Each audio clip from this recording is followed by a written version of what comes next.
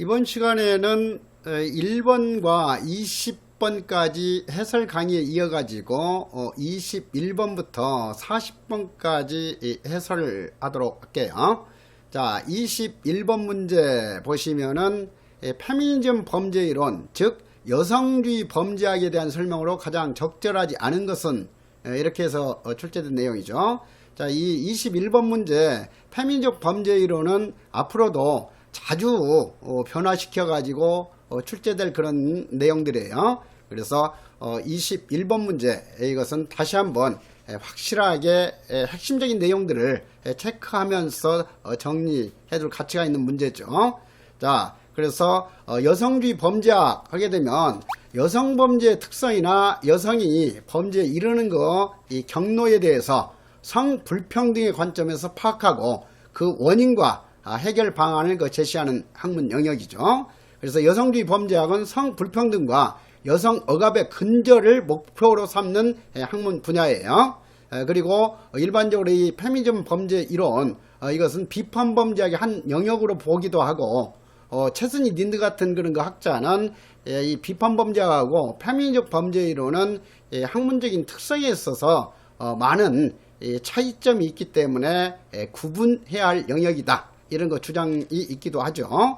자, 그렇지만은 아직까지 이 여성주의고 범죄학, 이것은 주류 범죄학의 범죄에 속하지 못하는 비주류적인 학문이다 하는 것은 쉽게 이해할 수 있는 내용이에요. 그렇기 때문에 4번이 정답이다 하는 것은 쉽게 가릴 수 있는 문제였어요.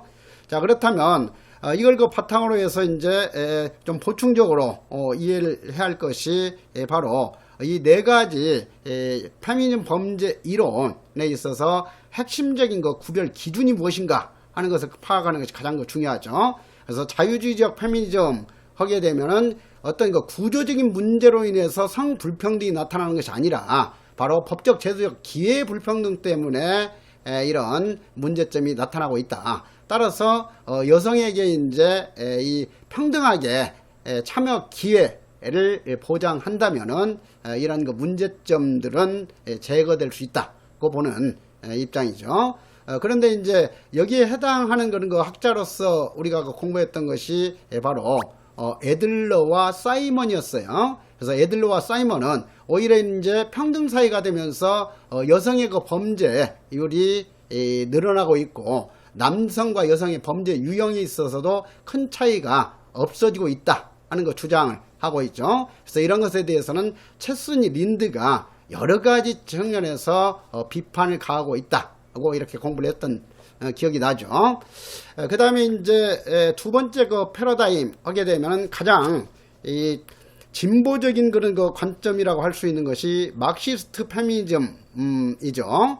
그래서 막시스트 페미니즘 하게 되면은 여성 불평등의 원인을 뭘로 보고 있어요? 당연히 막시스트 페미니즘이니까 계급 불평등이 여성 억압, 성 불평등의 근본 원인이 된다, 이렇게 보는 거죠. 그래서 사회주의로 이렇게 전환해야만이 여성의 이런 성 불평등 문제도 해결할 수 있다고 보는 관점이에요.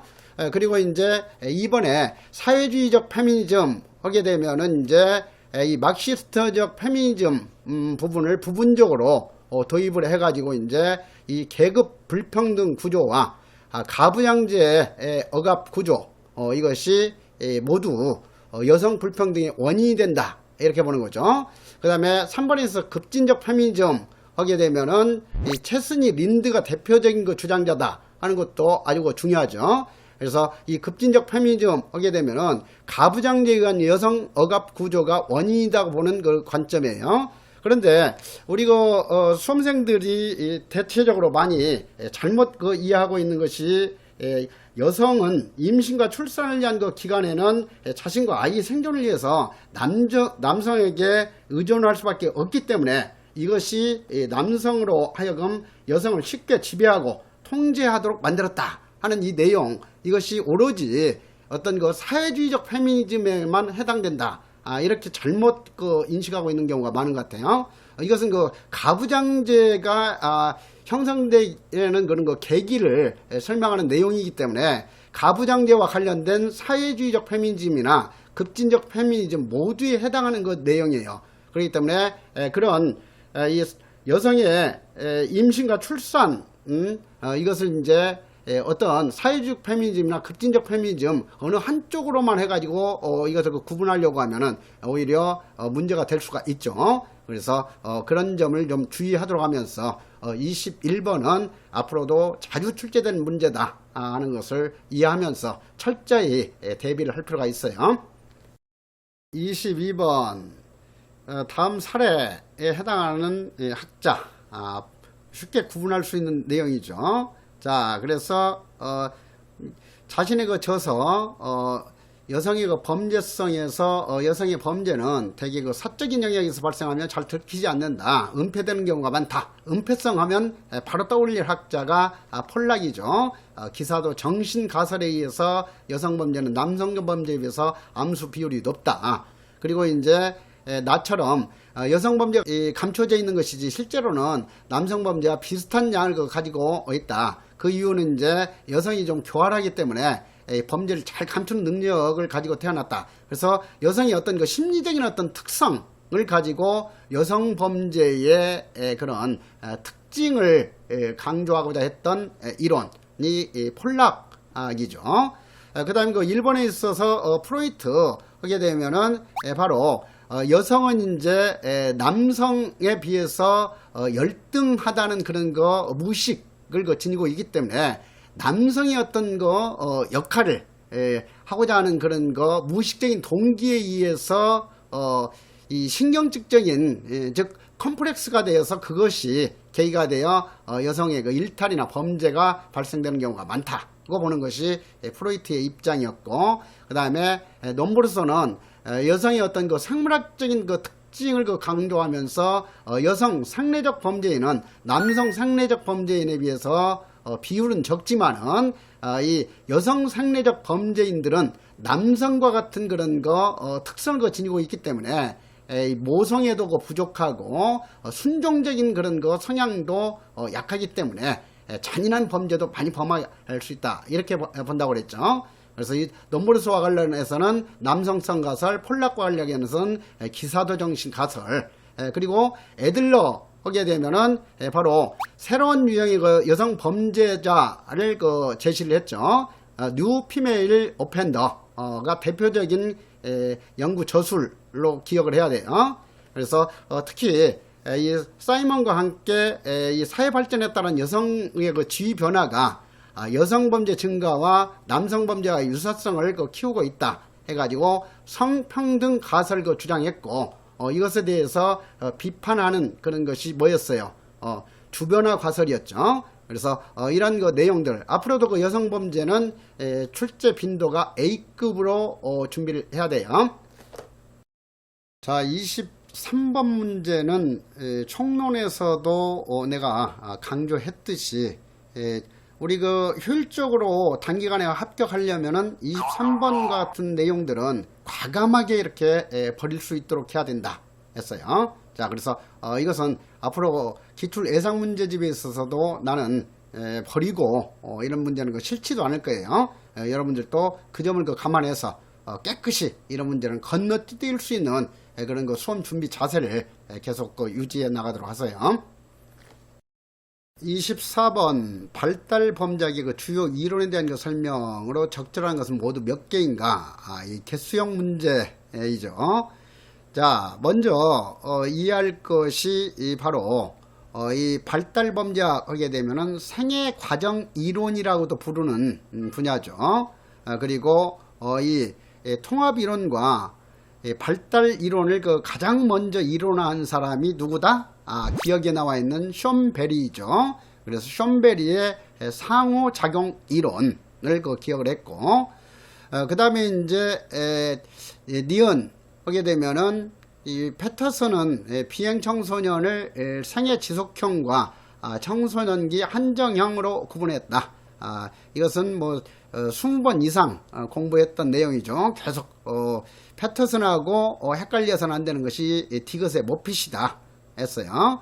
그래서 이 니은은 모핏에 해당하는 내용이고 디귿이 바로 패터슨이죠. 패터슨은 조기 개시형, 조기 개시형을 어떻게 기억을 했죠? 어린 나이부터 이제 일탈 행동을 한 아이들은 평생에 걸쳐서 범죄를 행하는 경우가 많다. 그래서 조기 개시 중단형이 아니라 조기 개시 지속형, 이렇게까지는 알아둘 필요가 있죠. 그 다음에 나이가 들어서 일탈 행동을 시작한 사람들은 성인기가 되면 대부분 이제 중단하게 되죠. 그래서 후기 개시 중단형, 이렇게 정확하게 이해를 해둬야 돼요. 그 다음에 이제 그 니언에 나와 있듯이 이 모핏은 생애 지속형 범죄자와 청소년기 한정형 범죄자가 있는데, 먼저 확실하게 다시 한번 기억하고 있어야 할 것이, 대부분의 사람들은 이 청소년기 한정형이지 생애 지속형에 해당하는 것이 아니다 했고, 생애 지속형과 청소년기 한정형의 원인을 구분하는 문제는 앞으로도 자주 출제된다 했어요. 그 다음에 이제 니을 하게 되면은 샘슨과 나옵 하게 되면은 통합 이론의 범죄에 속하는 이론가가 아니죠. 바로 발달과 생애 과정 이론을 주장한 학자일 뿐이에요. 그렇기 때문에 니을 그 점을 안다면은 바로 이 샘슨과 나옵의 생애 과정 이론은 사회 유대 이론과 사회 학습 이론을 결합한 합성 이론이다 하면 바로 그 점에서 틀렸다 하는 것이 파악될 수 있는 내용이에요. 자, 그래서 지금 어떤 이론과 어떤 이론과 통합시켰느냐에 대해서 앞으로도 계속해서 출제할 수 있는 것이 뭐라고 그랬어요? 바로 기억의 숀베리와 그 다음에 여기에서는 출제되어 있지 않는 엘리엇 등의 통합이론이었죠. 자, 그래서 우리가 공부할 때 긴 통학의 통합이론을 제시한 사람은 엘리엇이고, 유학의 통합이론을 제시한 사람은 숀베리다. 이렇게까지 구분했어요. 긴 통합, 즉 긴장이론, 통제이론으로서 사회적 유대이론이죠. 그 다음에 학습이론을 통합시켰다 했어요. 반면에 이제 숀베리의 경우에는 유학 통합 이론을 제시한 사람이다 이렇게 기억했기 때문에 바로 사회 유대이론, 즉 사회적 통합 이론과 그리고 학습 이론을 결합시킨 사람이 숀베리다 이렇게 기억했는데, 그 점을 테스트하는 문제로서 니을이 틀린 선지가 된 거죠. 그 다음에 그 티틀 하게 되면은 이 통제 균형 이론으로서 지나치게 강한 통제를 받는 사람도 범죄를 범할 동기가 커지는 거고, 지나치게 약한 통제를 받으면서 자신은 지나치게 많은 통제를 행사하는 사람도 퇴폐적인 범죄를 범할 가능성이 높다. 그래서 일반적인 통제 이론가들과는 달리 티틀은 이 통제라는 것은 이 범죄를 억제하는 그런 수단만 되는 것이 아니라 범죄의 동기도 될 수 있다고 보는 관점이라는 점에서 특징이 있었죠. 그래서 다시 한번 이것은 이제 그 발달 범죄학 범주하고 그리고 통합이론의 범주를 구분해 놓아야만 앞으로도 이런 문제가 출제됐을 때 헷갈림이 없을 거예요. 그러니까 통합이론의 범주에 속하는 이론으로 기억해야 할 것이 엘리엇 등의 통합이론, 그리고 브레이스웨이트의 통합이론, 헤이건의 권력 통제 이론, 티틀의 통제 균형 이론, 그리고 숀베리의 상호작용 이론, 이것은 통합 이론의 범주에도 속하고 발달 이론의 범주에도 속할 수 있는 이론이다. 그래서 앞으로 그 점까지는 출제가 될 거예요. 통합 이론과 발달 이론을 가장 먼저 이론한 사람은 숀베리이다. 이것을 이제 모핏이다, 또는 이제 엘리엇이다. 이렇게 바꾸는 내용까지는 알아둘 필요가 있어요. 자, 25번 범죄의 두려움에 대한 설명으로 가장 적절하지 않은 것은 25번도 다시는 반복해서 출제할 수 없는 내용이에요. 그래서 이런 내용은 다시 한번 강조하지만은 조기에 합격하려면은 과감하게 대범하게 이런 내용들을 버리고 넘어가라. 그래서 이런 내용 공부할 시간에 차라리 이 형사학이라든가 경찰학과 같은 중요한 그런 내용들을 공부하는 것이 훨씬 더 효율적이다 하는 거예요. 그래서 과감하게 버리세요. 26번 범죄 피해 이론에 대한 설명으로 가장 적절하지 않은 것은, 자, 이 범죄 피해 이론, 이것은 이제 그 피해자 이론이고, 앞으로도 출제 비중이 점점 높아질 수 있는 그 분야라고 그랬어요. 그리고 이것은 이제 그 범죄 피해자학이 발달하면서 같이 발달한 분야가 바로 예방론 분야예요. 그래서 26번은 앞으로도 계속해서 출제 빈도가 높아질 내용이기 때문에 이와 관련된 내용들은 확실하게 정리를 해둬야 되죠. 자, 그래서 1번은 코엔과 펠슨의 일상활동 이론은 범죄자와 피해자의 일상활동이 특정 시간과 공간에 걸쳐 중첩되는 양식을 고려하여 범죄 피해를 설명한다. 그래서 피해자가 제공하는 어떤 그 기회와 관련해서 일상활동의 특성을 강조하는 그 이론이다. 그래서 일상활동 이론은 범죄 기회 이론의 범죄에 속한다 하는 것까지는 알아둘 내용이에요. 그 다음에 역시 2번도 범죄 기회 이론의 범죄에 속하는 것으로 기억해야 할 이론이죠. 그래서 이 신들란과 가프레드슨의 생활양식 노출 이론은 직장과 학교 등 직업적인 활동과 여가활동을 포함한 매일의 일상활동이 범죄 피해에 미치는 영향을 중요한다. 그래서 이제 이것과 관련해서는 처음에는 폭력범죄 피해의 차이가 왜 이 계층에 따라서 달라지고 이 성별에 따라서 연령에 따라서 달라지는가, 이것에 대해서 이제 연구하기 위해서 제시된 이론이다 했죠. 그래서 이 생활양식 노출 이론의 그런 그 특징, 생활양식 노출 이론은 간단하게 사람들의 어떤 그 생활양식에 따라서 범죄 피해에 노출되는 정도가 달라진다고 보는 기회 이론이다 했어요. 그 다음에 이제 이 일상활동 이론하고 생활양식 노출 이론, 이것을 결합시켜 가지고 범죄자의 관점에서 어떻게 범죄를 결정하는가에 좀 더 중점을 둔 그 기회 이론에 속하는 것이 뭐예요? 미테어와 마이어의 구조적 선택 이론이다. 이렇게 공부했는데 이번 문제에 있어서는 간단하게 이제 이 생활양식 노출 이론과 집합 효율성 이론을 통합했다. 엉뚱하게 집합 효율성을 끌어내 가지고 틀린 선지를 만든 문제죠.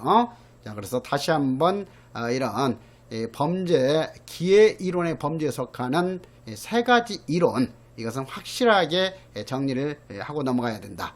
자, 그리고 4번에 있어서 피해자, 가해자 상호작용 이론은 가해자와 피해자의 상호작용 등을 포함한 일련의 범죄 피해의 전개 과정을 주목했다. 이것은 이제 어떤 단일한 이론이라고 보기보다는 바로 헨테이라든가 맨델존을 비롯해서 피해자 이론가들은 범죄 유발이 오로지 범죄자에 의해서만 만들어지는 것이 아니라 피해자가 원인을 제공할 수도 있고 동기를 제시할 수도 있고 피해자와 가해자가 서로 어떻게 이제 이렇게 상호작용을 하느냐에 따라서 범죄가 발생될 수도 있고 중단될 수도 있다. 하면서 이 범죄자 못지않게 범죄 발생 과정에서 피해자의 어떤 역할을 강조하는 이론들이다. 이렇게 이해를 하면 되죠. 27번 다음 그림은 에크가 제시한 범죄 삼각형 내지 문제 삼각형이라고도 하죠. 이에 대한 설명으로서 가장 적절하지 않은 것은, 그래서 이 문제 하게 되면은 내가 이제 시험이 치러진 뒤에 이 문제 이제 분석하고 있었는데 복수 정답 소지가 매우 크다고 생각하고 있었던 터에 마침 우리 카페에 이것은 복수 정답일 가능성이 없습니까? 이런 학생이 질문이 올라왔길래 그렇다면은 이것은 복수 정답일 가능성이 매우 높으니까 이런 논거로 제시를 한번 해라. 이렇게 했었는데 이것은 생각보다 빨리 복수 정답이 인정이 됐던 그런 문제죠. 그래서 이번 이런 과정을 통해서 앞으로는 출제 오류에 특히 이제 신경을 많이 쓸 걸로 생각이 돼요. 그렇다면 우리는 오히려 공부하는 데 있어서 명확하게 공부할 수 있게 돼서 그런 점에서는 참 좋았던 것 같아요. 자, 이것은 이제 앞으로도 계속해서 반복해서 변화된 문제로 출제될 주제죠. 그래서 확실하게 다시 한번 이해를 해둘 필요가 있다. 자, 보이는 대로 이제 거기에 있어서 삼각형이 두 개가 있는데 이제 이 안에 있는 삼각형 하게 되면은 코엔과 펠슨이 제시했던 원래의 범죄 삼각형에다가 이제 범죄자를 다루는 통제인을 포함시켜 가지고 보다 발전된 그런 이 차원에서 삼각형을 제시한 거예요. 자, 그렇기 때문에 당연히 1번 내부의 삼각형은 일상활동이론의 범죄 발생 3요소를 의미한다 하면은 명확하게 틀린 내용이었죠. 그런데 이것은 이제 맞는 걸로 해가지고 처음에 가답은 3번만 틀린 정답으로 이렇게 제시가 됐었어요. 자, 당연히 1번 내부의 삼각형, 이것은 이제 원래 세 가지 범죄 발생 요소, 동기화된 범죄자, 적합한 범행 대상, 감시 또는 보호의 부재를 그대로 제시한 것이 아니라 바로 이 범죄자를 이렇게 감시, 조절할 수 있는 그런 보호자라든가 선생이라든가 친지와 같은 그런 통제인까지 포함시켜 가지고 보다 더 발전된 그런 차원에서 범죄 삼각형 안에 있는 삼각형을 제시한 거예요. 그래서 그 점을 좀 이해할 필요가 있다 하는 거. 자, 그러니까 이제 거기 기억 해가지고 이제 빈칸으로 비웠는데 기억은 뭐예요? 바로 코엔과 펠슨이 제시했던 범행의 적합한 표적과 관련해서 바로 이 범행 대상물 내지는 이 범죄 대상 피해자이죠. 그래서 보통 그냥 대상물 피해자 이렇게 제시되어 있을 거예요. 그래서 감시자 하게 되면은 앞으로도 목표물의 감시자 이렇게 확실하게 좀 기억할 필요가 있어요. 그 다음에 니은이 바로 이 에크가 새롭게 이제 추가시킨 그런 이 범죄자를 다루는 통제인이죠. 그 다음에 이제 이 장소와 관련해서 디귿 하게 되면은 장소 관리인이다.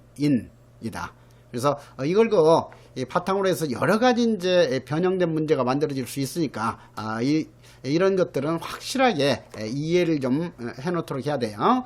그래서 이걸 이해하고 있었던 학생이라면 간단하게 바로 3번 니은은 보호자가 아니라 당연히 니은은 이제 범죄자를 다루는 통제인을 뜻하는 것이다. 그래서 이제 범죄자와 사적 유대를 관계를 맺고 있는 부모, 형제나 선생님, 친구와 같은 그런 사람들이죠.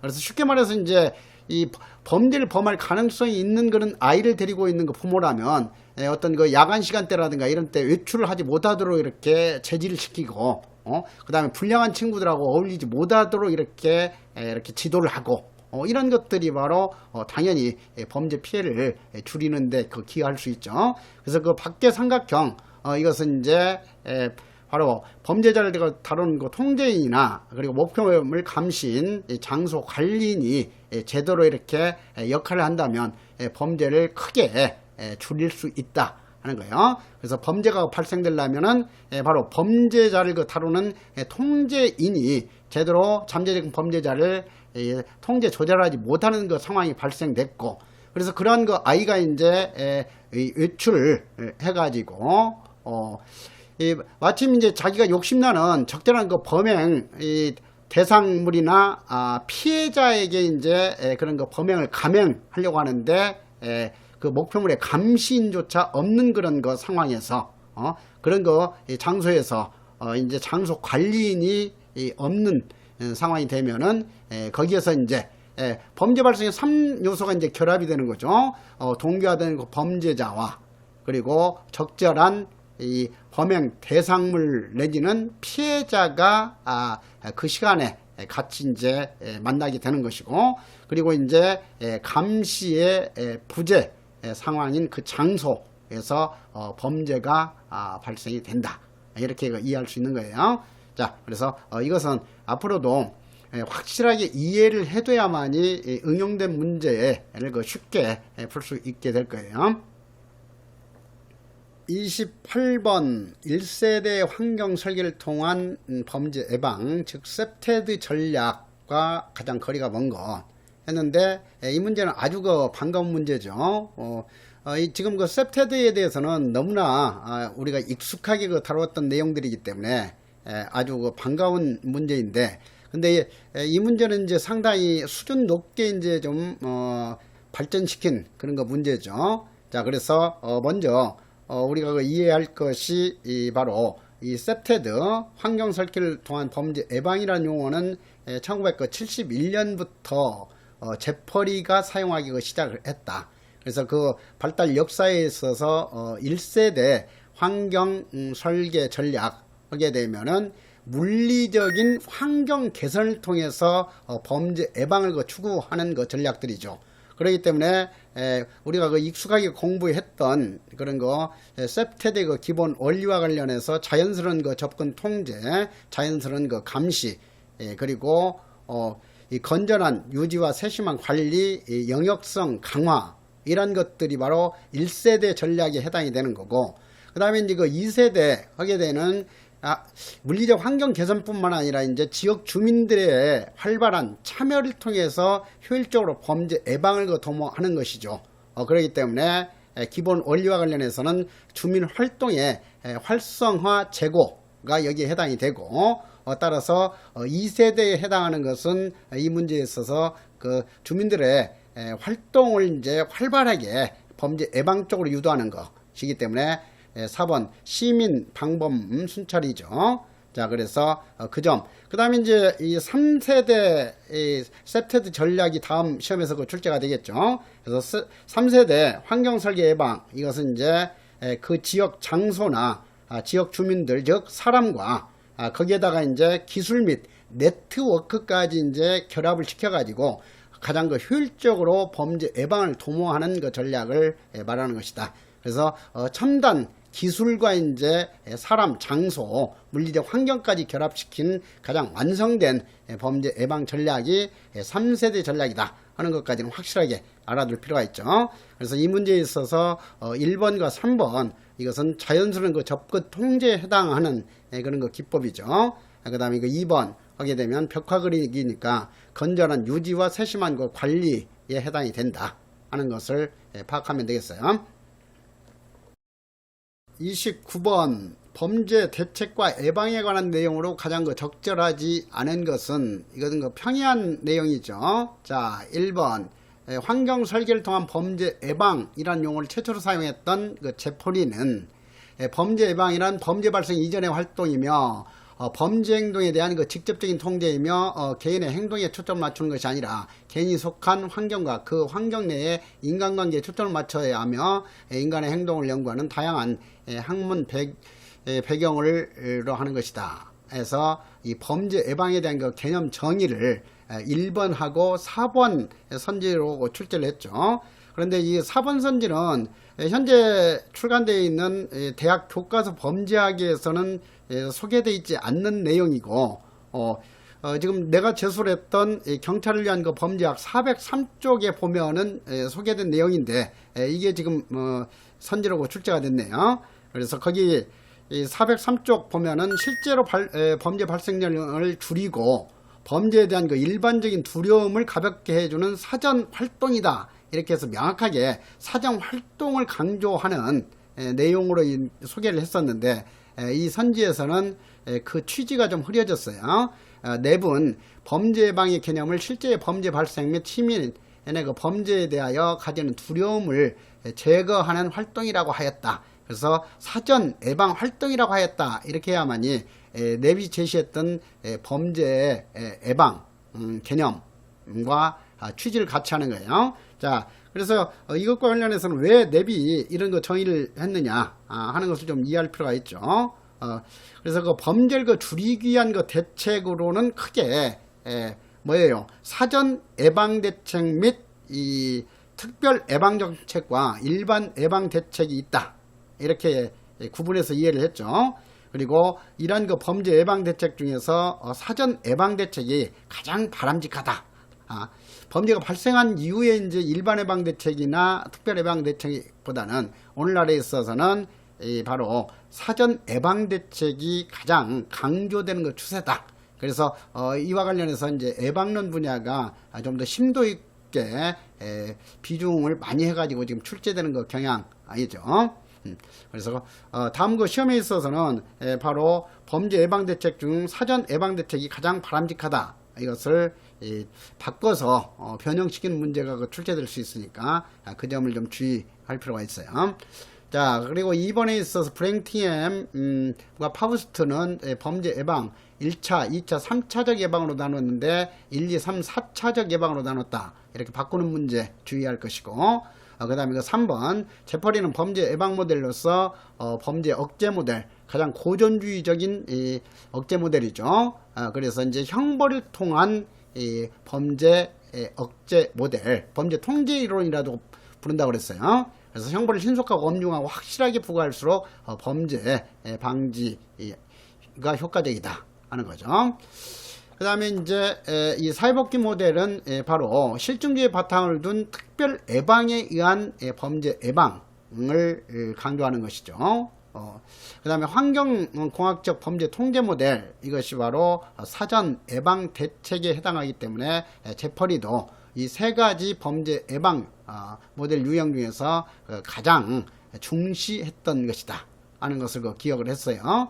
그리고 당연히 이 세 가지 모델, 이것은 서로 충돌되는 관계에 있는 것이 아니라 당연히 서로 보완 관계에 있다 하는 것은 기초적인 상식이지만 이것을 쉽게 정답으로 출제를 했죠. 30번 레페토가 주장한 범죄 전이에 대한 내용으로 가장 적절하지 않은 것은 이 문제인데, 이 범죄 전이 효과론 하게 되면은 바로 그 전제가 돼야 할 것이 뭐였어요? 상황적 범죄 예방론이죠. 그래서 상황적 범죄 예방론에 대한 평가 관점은 두 가지다. 이게 확산론과 범죄 전이 효과론이다 했어요. 그래서 범죄 전이 효과론은 상황적 범죄 예방 효과를 부정적으로 평가하는 관점이다. 이렇게 정리를 했었죠. 그래서 이 네페토는 범죄의 전이 유형을 5가지로 제시했다 했어요. 그래서 그 5가지와 관련된 문제는 앞으로도 자주 변화시켜서 출제가 되겠죠. 그래서 범죄의 전이 하게 되면은 첫 번째 시간적 정의, 두 번째 장소적 정의, 3번 세 번째가 이제 기능적 정의, 네 번째가 목표의 전의, 다섯 번째가 전술력 전의죠. 그리고 이제 거기에다가 바와 피즈가 6번째 유형으로서 바로 범죄자 전의를 제시를 했는데, 바로 2번 이것은 이제 범죄자 전의에 해당하는 내용이잖아요. 한 사람의 어떤 범죄자가 활동을 중지하게 되면 또 다른 범죄자가 계속 나타나 가지고 그러한 범죄 행동을 하기 때문에 사회 전체적으로 볼 때는 범죄가 줄어들지 않는다고 하는 것이 바로 범죄자 전의예요. 그래서 이번에 이 바와 피즈가 제시했던 6번째 이 범죄 전의 유형 이거 출제가 됐기 때문에 앞으로 시험 준비할 때는 이 바와 피즈가 제시했던 범죄 전의까지 구분해서 이제 공부를 해야 되겠죠. 그래서 다음 시험에 있어서는 네피토가 주장한 범죄 전의에 해당하지 않는 것은 해가지고 틀린 정답으로 직접 이제 범죄자 전의를 정답을 하는 문제까지는 예상하고 대비를 할 필요가 있죠. 그 다음에 이제 이 5가지 네페토가 주장했던 범죄 전의와 관련해서 주로 출제가 되는 것이 이제 정답 지문으로 출제하는 것이 뭐라고 그랬어요? 바로 기능적 전의 개념하고 그 다음에 전술적 전의 구분하는 문제라고 그랬어요. 그래서 기능적 전의 하게 되면 2번 선지 기능적 전의는 바로 범죄 유형을 새롭게 바꾸는 것이죠. 그러니까 이제 주거침입 절도죄를 범하다가 이 강도죄로 새롭게 변화시켜서 범행을 한다든가 하는 것이 바로 기능적 전이다 이렇게 했어요. 그 다음에 이제 이 전술적 전이는 뭐예요? 같은 범죄 유형을 그대로 유지하면서 새로운 수단과 방법을 통해 가지고 범행하는 것을 말하죠. 그러니까 다시 한번 전술적 전이 하게 되면 전술은 뭐예요? 용어 이미지상 바로 수단 방법을 뜻하기 때문에 수단 방법을 변화시키는 것. 그 그 다음에 기능적 전이 하게 되면은 바로 범죄 유형을 새롭게 바꾸는 것. 이렇게 딱 구분해서 기억할 필요가 있어요. 자, 31번 범죄 예측에 관한 내용으로 가장 적절하지 않은 것. 총론에서도 내가 강렬하게 비판했듯이 이 31번 문제와 관련된 내용은 절대로 공부할 필요가 없는 내용이에요. 그래서 곧바로 버리도록 하세요. 32번 깨진 유리창 이론에 대한 설명으로 가장 적절하지 않은 것은, 자, 이 깨진 유리창 이론, 이것은 이제 그 이론, 그 범주로 하게 되면은 이 생태학적 범죄 이론 범주에 속하기도 하고, 이 통제 이론으로 분류할 수도 있는 이론이에요. 그래서 이 깨진 유리창 이론 하게 되면은 우리가 공부할 때 먼저 그 공부했던 것이 바로 이 사회 해체 이론과 관련해서 쇼와 맥케이의 사회 해체 이론, 버식과 웨브 사회 해체 이론, 샘슨의 집합 효율성 이론, 일순과 켈링의 깨진 유리창 이론, 이렇게 해서 그 공부했던 기억이 나죠. 자, 그 다음에 이제 이 깨진 유리창 이론이 왜 이렇게 최근에 와서 출제 빈도가 높아지고 있냐 하게 되면은 바로 깨진 유리창 이론은 바로 무관용 이 경찰 활동과 관련된 내용이기 때문에 그렇죠. 그래서 무관용주의의 바탕을 제공한 이론이 깨진 유리창 이론이기 때문에 특히 그 출제 비중이 높아지고 있다. 이렇게 이해를 할 수 있어요.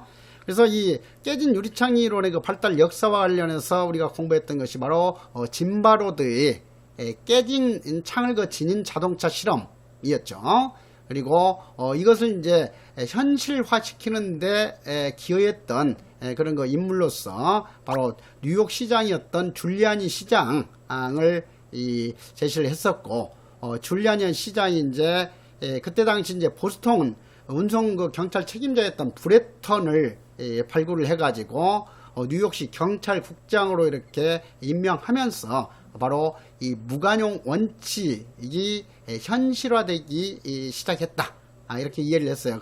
근데 이번 문제는 너무 지엽적인 것 가지고 이제 정답 지문으로 출제를 했기 때문에 이것도 그렇게 수준 높은 출제 유형이다. 이렇게 볼 수는 없어요. 4번 보면은 뉴욕시를 가지고 시카고시로 바꿔가지고 함정 오답으로 유도를 한 거예요. 자, 그래서 이것은 다음에는 이런 거 수준 낮은 문제로는 출제될 가능성은 거의 없고, 다음 시험에서 이제 이 정답 지문으로 출제될 가능성이 높은 내용이 뭐냐면은 깨진 유리창 이론은 이제 다른 사회 구조적 이론과는 달리 거시적인 사회정책이 아니라 미시적인 그 형사정책 차원에서 범죄 대응책을 모색할 수 있다는 장점이 있다. 이걸 가지고 이제 출제할 가능성이 많아요. 그래서 그 점까지 다시 한번 생각을 해보도록 하고요. 자, 1번 이웃사회의 그 무질서는, 그래서 이제 그 깨진 유리창 이론에 있어서는 무질서가 근본적인 범죄의 원인이 된다는 그런 그 주장이죠.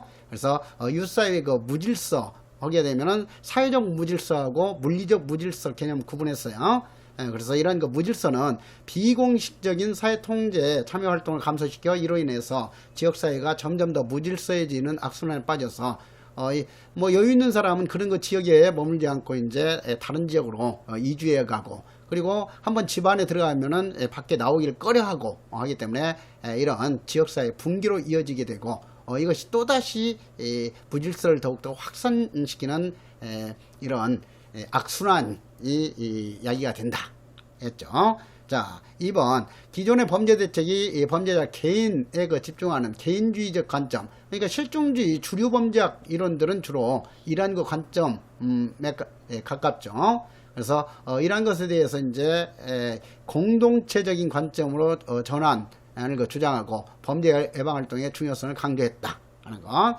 그리고 이제 율신과 헬링은 정확하게 기억해야 할 학자가 됐죠. 자, 이런 정도로 대비를 해두시면 앞으로 충분히 대처할 수가 있게 될 거예요. 33번 에크와 스텔만이 제시한 SARA 모델에 대한 설명으로 가장 적절하지 않은 것은, 이것은 이제 함께 공부하면서 우리가 1순환과 2순환 강의 자료까지 내가 배부하면서 이것은 이제 앞으로 이 경찰학 시험에서도 출제될 수 있고 범죄학에서도 출제될 가능성이 점점 높아지고 있다 하면서 확실하게 이것은 좀 대비할 필요 있다 했었는데 드디어 이번 그 시험에서 그 출제가 됐죠. 그래서 이것은 뭐 여러분들이 충분히 공부했었을 내용일 것 같아요. 그래서 표준적인 경찰활동, 지역사회 경찰활동, 문제 지향적 경찰활동 이렇게 구분해 가지고 문제 지향적 경찰활동은 지역사회의 그 경찰활동 개념이 도입되면서 동시에 발달된 개념이다.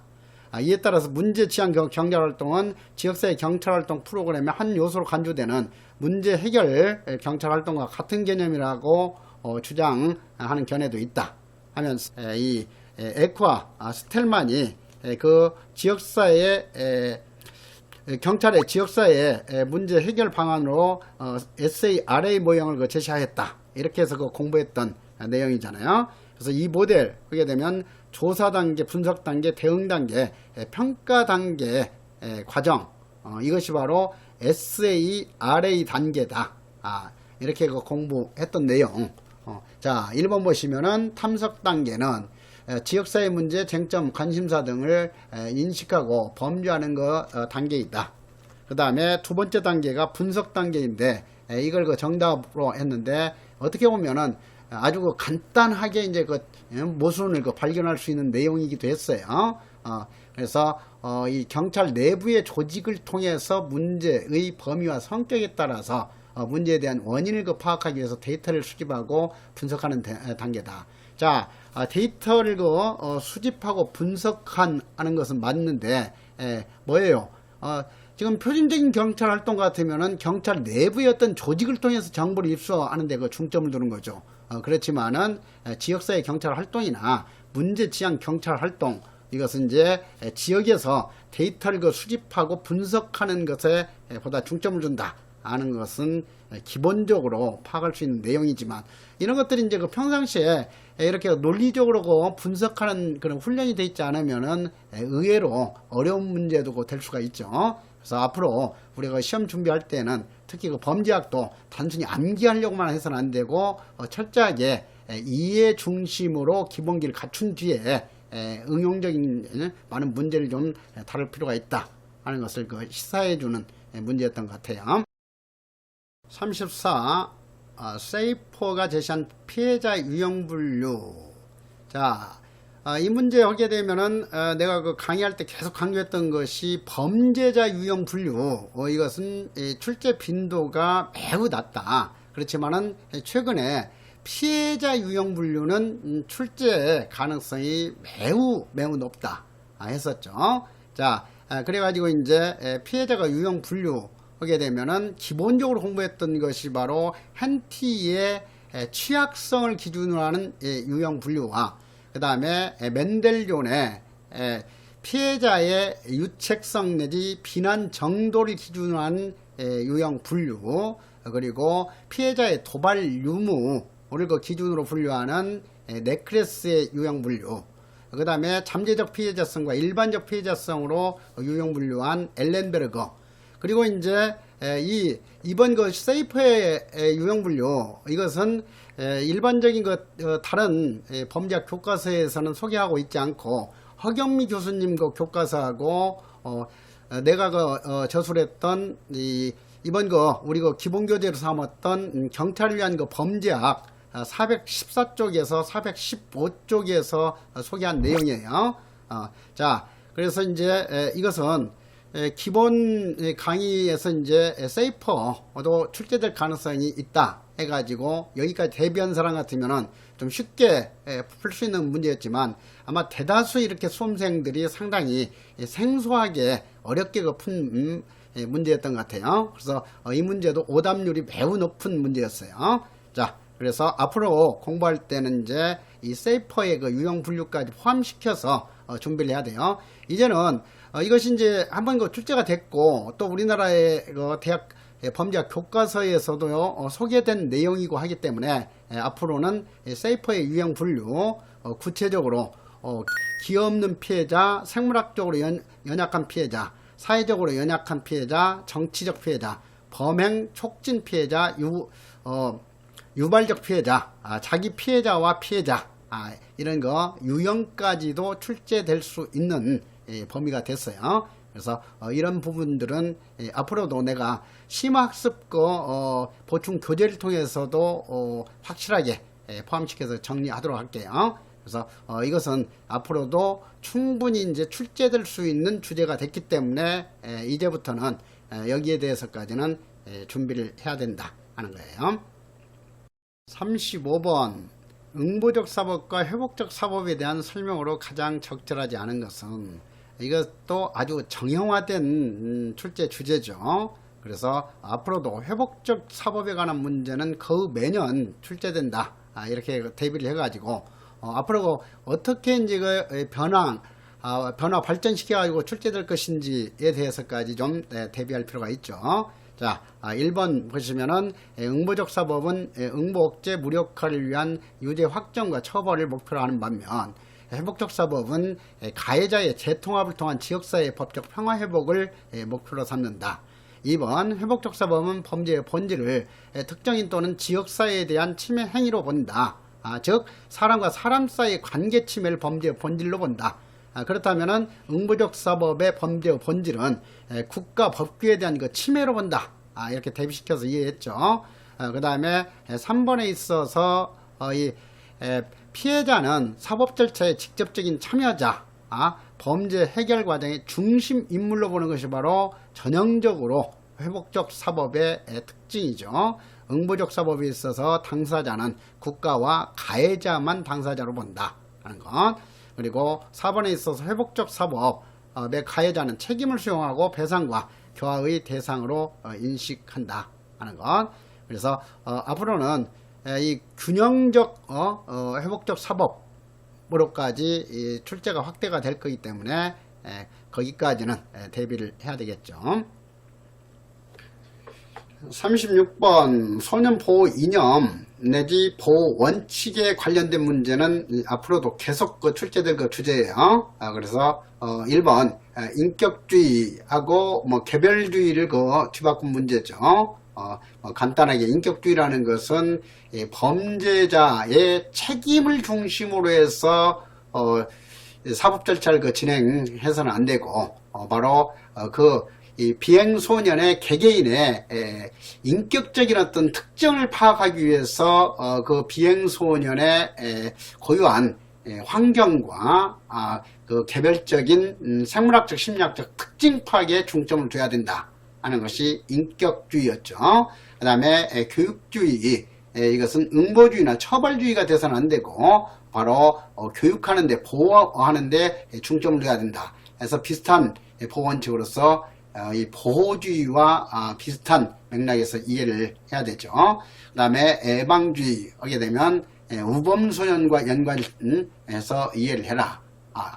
그 다음에 비밀주의 내지 밀행주의 또는 비공개주의, 이렇게 소개를 하는 보호원칙이죠. 그래서 앞으로 이러한 보호원칙들 통고주의까지 해가지고 확실하게 숙지해 나갈 내용들이에요. 자, 37번 이것은 이제 이 총평 강의에서도 이거 출제 범위에 벗어난 문제이기 때문에 다시 출제될 내용은 아니라고 했어요. 그렇지만 이런 문제, 그러니까 이것은 이제 원론 범죄학 교과서에 다루지 않는 내용이고, 이 전문 학술서에서나 다룰 수 있는 내용 가지고 출제한 거예요. 그래서 혹시 이런 문제 다시 출제되지 않을까 하는데 다시 출제될 가능성이 없어요. 자, 그렇지만은 이런 것은 이제 내가 강의 때도 계속 강조했듯이 이 40문제 중에서 한 문제 내지 두 문제 정도는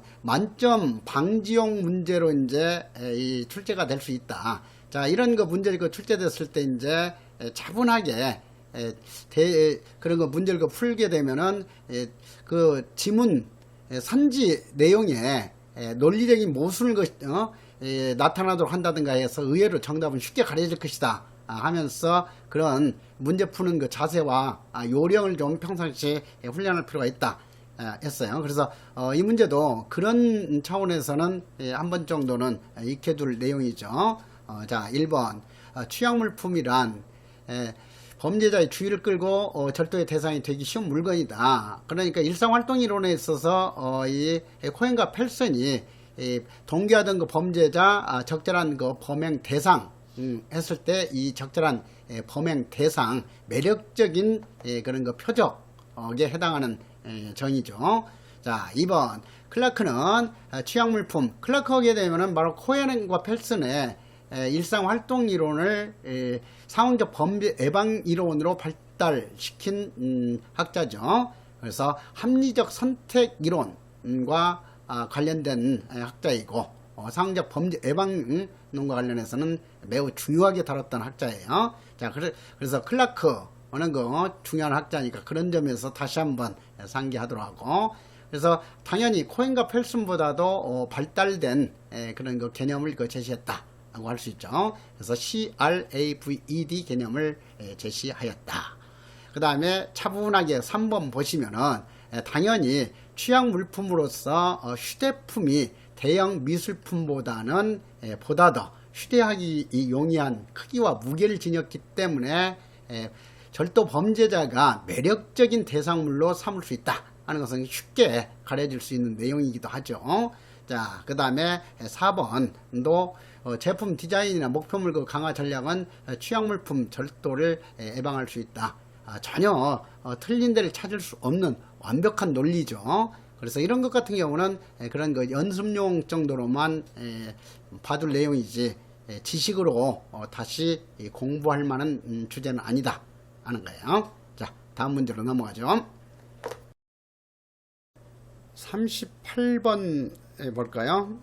약물 범죄에 대한 그 설명으로 가장 그 적절하지 않은 것은 이 문제인데, 자, 1번 약물은 생산 방식에 따라서 천연약물, 합성약물, 대용약물로 구분된다 해서 이 합성약물하고 대용약물 이런 거 천연약물 구분하는 문제, 이것은 다음 시험에서도 출제될 수 있고 하기 때문에 이것도 이제 내가 삼순환 그 강의 끝나고 이제 반드시 기억해야 할 200선지 해가지고 정리해서 제시했던 내용이죠.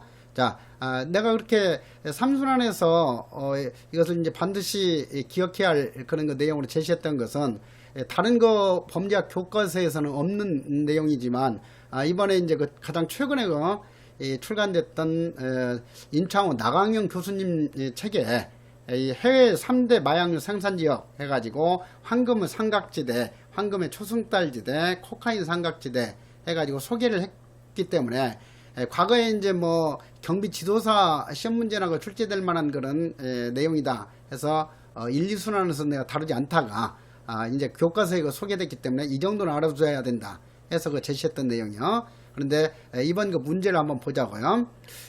약물 범죄는 약물 사용자가 스스로가 가해자인 동시에 피해자가 되는 것이다. 해서 당연히 피해 잡는 범죄 유형이 바로 약물 남용 범죄의 대표적인 것이다. 공부했던 내용이죠. 자, 1, 2선지는 앞으로도 응용해서 출제될 수 있는 내용이에요. 그 다음에 3번까지는 좋죠. 대마가 이제 세계적에서 가장 널리 남용되고 있는 마약류다 하는 것은 상식적으로도 알 수 있는 내용이었고, 자, 이것은 이제 속어식으로 푼다면은 4번이 정답이다 하는 것은 쉽게 가려질 수는 있는데, 이 출제 자체가 너무나 이제 이것은 좀 지엽적이기도 하고, 또 지금 이 현대 와서 과연 이 해외 3대 마약류 생산 지역이 과거처럼 이 세 지역이냐 하는 것에 대해서는 다툼의 여지도 있고 그래요. 자, 그래서 앞으로는 이 4번 내용과 같은 정답 지문은 출제될 가능성이 좀 희박하죠.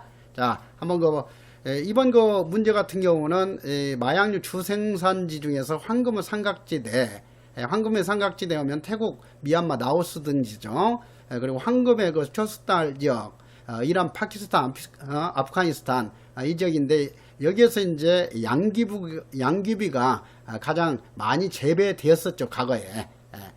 그래서 이제 이 양귀비를 가공한 것이 이 양귀비의 즙액이 바로 아편이죠. 그리고 아편을 이제 더욱더 가공한 것이 모르핀과 헤로인이에요. 그런데 이제 여기 황금의 삼각지대나 황금의 초승달 지역은 양귀비가 가장 많이 재배되는 지역이 있고, 따라서 이제 아편과 그 가공물인 헤로인인데 코카인으로 바꿨기 때문에 틀린 정답이다. 이런 거 취지로 출제한 거예요. 그래서 이것은 결코 이 바람직한 그런 거 정답 기준이라고는 할 수 없어요. 왜냐하면은 지금 양귀비 같은 경우 아편 생산 관련해서 인도라든가 튀르키예라든가 유고슬라비아 등에서도 아주 많은 이런 그 양귀비가 재배돼 가지고 아편이나 헤로인이 생산이 되고 있고 그래요. 그래서 이런 것은 정확하게 말하면은 정답 없음으로 출제 오류로 볼 수도 있는 그런 위험성이 있는 내용이었어요. 그렇기 때문에 이런 내용 공부하기보다는 1번에서 3번 선지를 기준으로 해가지고 숙지를 해놓으면 되겠어요. 39번 홈즈와 드버거의 연쇄살인 유형. 자, 이 문제는 이제 여러 대학 교과서에서도 소개되고 있는데 이제 약간 용어를 다르게 번역해 가지고 소개들을 하고 있기 때문에 좀 생소하게 느껴질 수 있는 수험생도 있을 거예요. 자, 이 문제는 이제 범죄 유형론으로 출제 가능성이 있기 때문에 이제 데일리 테스트에서도 다뤘던 내용이긴 하죠. 자, 그리고 이것은 이제 이 살인 범죄 유형 이것은 앞으로도 보다 더 범위를 확대시키면서 심화된 문제가 계속 출제가 될 거예요. 그래서 살인 범죄 유형과 관련된 내용들은 앞으로도 충분히 준비를 좀 해놓도록 하세요. 자, 홈즈와 드버거는 이제 이 망상형, 사명형, 쾌락형, 권력형으로 연쇄살인범의 유형을 분류했다. 자, 그런데 이제 이 사명형 하게 되면 보통 사명감형 이렇게 번역하는 것이 더 적절한 번역이에요. 그리고 쾌락형보다는 쾌락주의형, 그리고 이 권력 통제 지향형. 자, 이렇게 번역하고 있는 것이 한국 범죄학이죠. 그래서 그런 것은 좀 적절한 번역이기 때문에 내가 좀 좋은 번역이다. 이렇게 해서 특별히 좀 소개해 드리고 싶어요. 자, 그리고 이제 이것도 이제 문제 푸는 어떤 자세와 요령이 좀 충분히 훈련이 된 학생이라면은 이것이 전혀 공부하지 않았다 하더라도 그 4번 이것은 정답일 것이다. 좀 이렇게 좀 파악이 쉬웠던 내용인 것 같아요. 당연히 연쇄 살인하는 놈이 어떤 정치적 경제적 권력을 쟁취하기 위해서 계속해서 한 사람씩 이렇게 사람 죽여나가고 이런 행동을 하지는 않겠죠. 그러니까 여기서 이 권력 통제 지향형, 권력형 하게 되면은 이제 자기가 무슨 생사 여탈권을 지닌 걸로 이렇게 착각하면서 그 상대방이 이제 설설 기고 막 가련하게 하소연하고 이런 거 불쌍하게 이제 행동하는 거, 이런 것을 이제 즐기는 재미로 아주 잔인하고 고문하면서 서서히 이렇게 사람을 죽이고 이런 유형이죠. 그렇지 여기 나와 있듯이 정치적 경제적 권력을 쟁취하기 위하여 자신에게 방해되는 사람을 무자비하게 살해하는 폭군이나 독재자 같은 포식자 유형이다. 이런 것은 이제 드물게 나타나는 그런 이 테러범이라든가 이런 것에 해당하는 것이지 연쇄 살인범이라고 보기는 어렵죠. 논리적으로도. 자, 그래서 그런 것 측면에서도 한번 살펴보도록 하고, 그 다음에 앞으로는 이런 문제는 변화시켜 가지고 계속 출제될 것이기 때문에 확실하게 좀 알아둘 필요가 있어요. 특히 지금 쾌락형과 권력형 이런 것은 우리나라로 하게 되면 바로 화성 연쇄 살인범인 이춘재 같은 그런 성향 지닌 연쇄 살인범에 가깝다, 이렇게 볼 수가 있고 그래요. 자, 그러면은 마지막 문제 40번으로 넘어가도록 하자고요. 40번 미국 전국 피해자 센터에서 제시한 스토킹의 4가지 유형에 관한 문제죠. 자, 이 스토킹 범죄, 이것은 우리나라에 있어서도 지금 큰 사회 문제로 부각이 돼가지고 이번에 이제 이 스토킹 범죄에 대해서 유치추적 전자적 부착명령 대상 특정 범죄로 포함시키는 법 개정이 있었고 했죠. 자, 그래서 이것은 한국 범죄학에서만 소개된 내용이고 해가지고 나도 자료로 이렇게 그렇게 강조해서 다루지는 않았던 내용이긴 해요. 그렇지만은 앞으로는 이것은 충분히 계속해서 응용 변화시켜 가지고 출제될 그런 내용이기 때문에 확실하게 이것은 숙지를 해둘 필요가 있어요. 그래서 이제 전국 범죄 피해자 센터는 이 조나의 유형 분류를 받아들여 가지고 크게 4가지 스토킹 범죄 유형 특성을 제시를 했죠. 그래서 단순 망상형 내지 단순 집착형, 애정 망상형 또는 애정 집착형 이렇게 번역하고 있죠. 그 다음에 그 3번 증오망상형이 아니라 성적 망상형이었어요. 성적 망상형. 그 다음에 네 번째가 허위피해 망상형. 그래서 이것도 이제 그 정답은 비교적 논리적으로 쉽게 구분할 수 있는 내용이긴 했죠. 근데 이제 당황하고 하기 때문에 이런 것이 이제 아주 어려운 그런 문제가 될 수밖에 없었을 거예요. 자, 앞으로는 이런 것에 대해서도 좀 충분히 요령과 자세를 대비하는 훈련을 쌓아나가도록 좀 하자 하는 것을 계속 내가 강조했죠. 자, 그 성적 망상형 하게 되면은 이 성적 망상형의 특징은 뭐냐면 가해자가 대다수 이제 여성이다 하는 거예요. 그래서 다음 시험에서는 이런 특징을 가지고 정답하려는 문제가 출제가 될 거예요. 그리고 이제 가장 위험한 스토킹 범죄 유형은 단순 집착형이다 하는 것을 다음 시험 대비해 가지고는 확실하게 알아둘 필요가 있어요.